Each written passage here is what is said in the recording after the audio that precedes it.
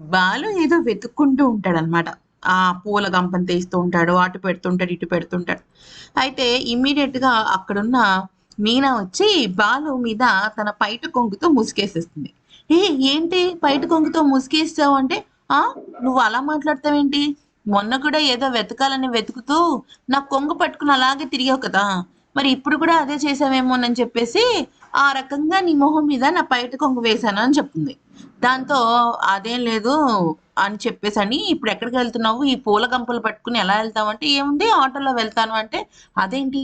నాకు కారు లేదా? నా కారు నీ కారు కాదా? అలా మాట్లాడతావేంటి? నా కారుని నువ్వు ధైర్యంగా ఎక్కొచ్చు తెలుసా?" అంటే, "అబ్బో! నువ్వేనా ఇవన్నీ మాట్లాడుతుంది" అని అంటుందనమాట. ఎవరు? మీనా.